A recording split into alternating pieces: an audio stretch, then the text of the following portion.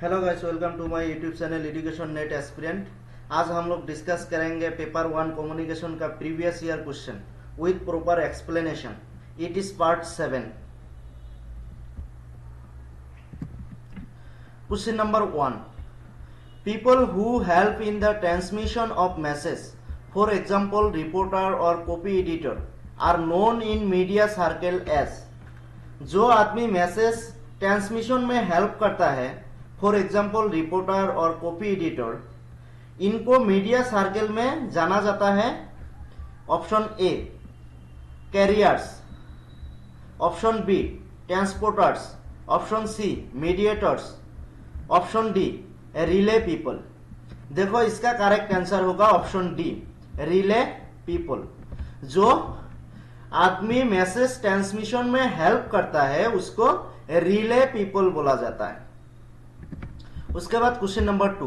Which of the following mass media is considered less expensive and more effective than other for educational communication of non literates. Non literates educational communication में नीचे दिया हुआ कौन सा mass media को less expensive and more effective consider किया जाता है? Option A television, option B radio, option C newspapers, option D films. देखो, जितना भी ये चारों जो मास मीडिया है और एजुकेशनल कम्युनिकेशन मीडिया है, इनमें से सबसे इफेक्टिव एंड लेस एक्सपेंसिव होगा एजुकेशनल कम्युनिकेशन में रेडियो। तो इसका करेक्ट आंसर होगा रेडियो। रेडियो मोर इफेक्टिव होता है एंड लेस एक्सपेंसिव होता है एजुकेशनल कम्युनिकेशन के लिए नॉन लिटरेट्स को। उसके बाद question number 3। Given below are two statement. Statement 1, interpersonal communication can be mediated और अमीडिएटेड। इंटरपर्सनल कम्युनिकेशन मीडिएटेड भी होता है और अमीडिएटेड भी हो सकता है। मीडिएटेड भी हो सकता है, अमीडिएटेड भी हो सकता है। It is true, interpersonal communication mediated और अमीडिएटेड बोथ हो सकता है। Statement 2, on its part mostly mass communication need not be mediated. Mostly mass communication के लिए मीडिएटेड का जरूरत नहीं है। It is false, mass communication के लिए मीडिएटेड का जरूरत है। तो इसका करेक्ट आंसर होगा option C. Statement 1 is true but statement 2 is false. उसके बाद question number 4। What are the relevant strategies of effective communication in classroom. Classroom communication का इफेक्टिव स्ट्रेटेजीज कौन कौन सा है? Option A understanding the cultural background of students. Student का जो cultural background है उसको अंडरस्टैंडिंग करना। B clarity in speech, speech में क्लियरिटी रखना। C focus listening on both sides, teacher and student. Teacher and student both sides में listening को focus किया जाना चाहिए। D inventing cultural levels, cultural levels को इन्वेंट करना। उसके बाद ई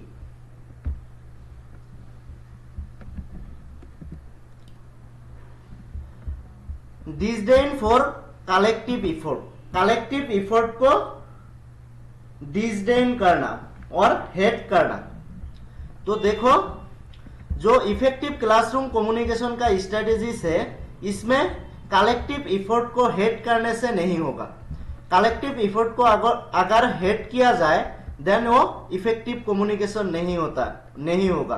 तो इसका ई को हटाओ ऑप्शन में से।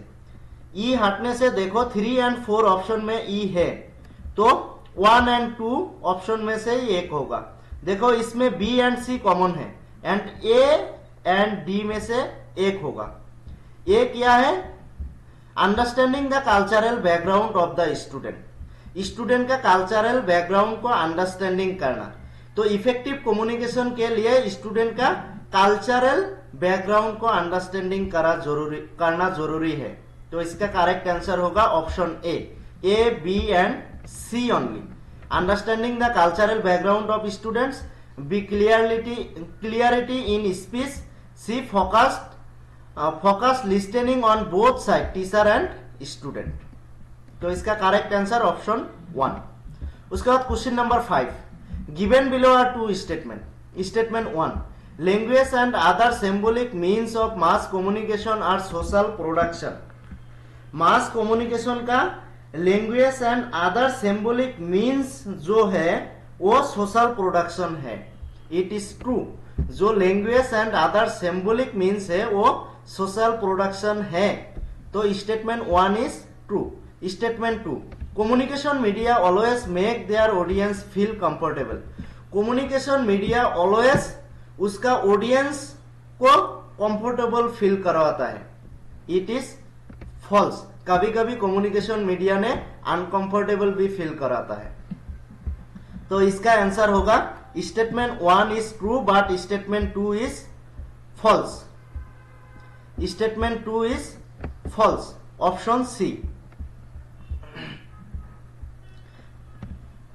उसके बाद क्वेश्चन नंबर 6.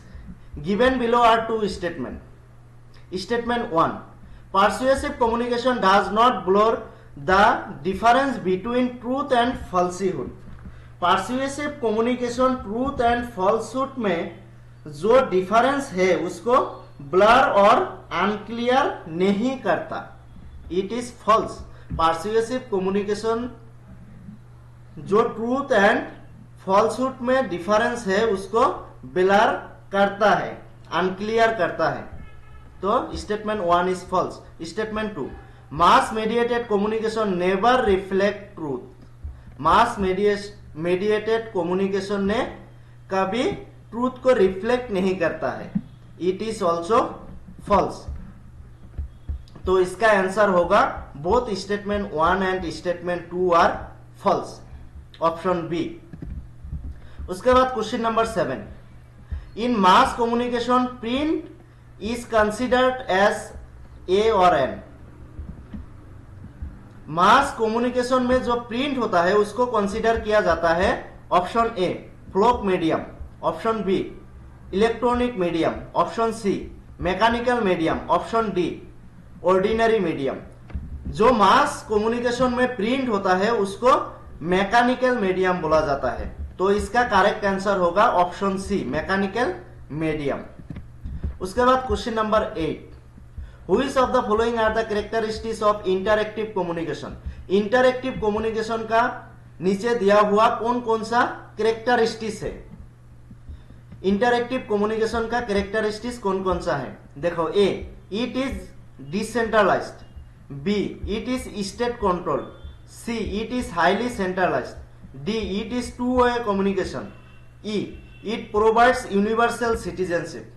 देखो जो इंटरएक्टिव कम्युनिकेशन होता है वो हाईली सेंट्रलाइज नहीं होता है, वो डिसेंट्रलाइज होता है. इंटरएक्टिव कम्युनिकेशन डिसेंट्रलाइज होता है, सेंट्रलाइज नहीं होता है. तो ऑप्शन सी को हटाओ.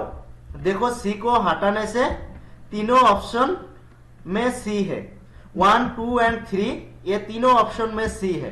तो इसका मतलब इसका आंसर होगा option 4 A, D and E.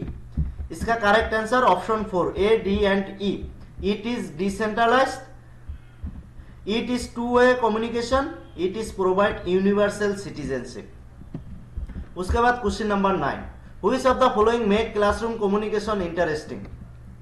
Classroom communication interesting किसने बनाता है. नीचे दिया हुआ कौन कौन सा स्टेटमेंट ने क्लासरूम इंटरेक्शन क्लासरूम कम्युनिकेशन को इंटरेस्टिंग बनाता है. A. Many asides while speaking. B. Fruitful discussion. C. Use of relevant transitions. D. Finding out the correct context. E. Pressurising the student with authoritarian commands. देखो classroom communication interesting बनाने के लिए student को pressurising करने से कोई फायदा नहीं और ऑथोरिटेरियन कमांड लाने से भी कोई फायदा नहीं. क्लासरूम कम्युनिकेशन इंटरेस्टिंग नहीं होगा. तो इसका मतलब ई नहीं आएगा. देखो 2 ऑप्शन में ई है, 3 एंड 4 ऑप्शन में ई है, इसका मतलब ये दोनों ऑप्शन रिजेक्ट करो, इन दोनों का कोई काम नहीं है। इसके बाद देखो 1 एंड 2 ऑप्शन, इन दोनों में बी एंड सी कॉमन है, ए एंड डी में से एक होगा। ए क्या बोला है, many asides while speaking, speaking के time out of the way जाने से कोई कम्युनिकेशन इंटरेस्टिंग नहीं होता। एंड डी क्या है, finding out the correct context, correct context को फाइंड आउट करना। वो इंटरेस्टिंग कम्युनिकेशन के लिए करेक्ट कॉन्टेक्स्ट को फाइंड आउट करना होगा। तो इसका आंसर होगा B, C and D, option 2। इसका correct answer option 2, B, C and D. Fruitful discussion, use of relevant transitions, find out the correct context. इसके बाद last question, question number 10, given below are 2 statement. Statement 1, the new technologies have board in market specific communication. New technologies के द्वारा market specific communication को लाया गया है। It is true, new technologies के द्वारा मार्केट स्पेसिफिक कम्युनिकेशन को लाया गया है। तो इसका मतलब statement 1 is true. Statement 2, the second media age has made the interactive technologies of communication to sense the mediascape. जो सेकेंड मीडिया एज ने मीडिया स्केप सेंस करने के लिए कम्युनिकेशन का इंटरएक्टिव टेक्नोलॉजीज बनाया है। इट इज ऑल्सो ट्रू, जो media का मीडिया स्केप सेंस हुआ है वो इंटरएक्टिव टेक्नोलॉजीज के लिए सेंस हुआ है, जो लाया है सेकेंड मीडिया एज में। तो इसका मतलब स्टेटमेंट 2 ऑल्सो ट्रू। तो इसका करेक्ट आंसर होगा both statement 1 and statement 2 are true, option A. आज के लिए इतना ही। अगर वीडियो अच्छा लगा तो like, share, comment and channel को सब्सक्राइब भी करना। चैनल में और बहुत सारा पेपर 1 का PYQ दिया हुआ है, वो भी सॉल्व कर सकते हो। Thank you.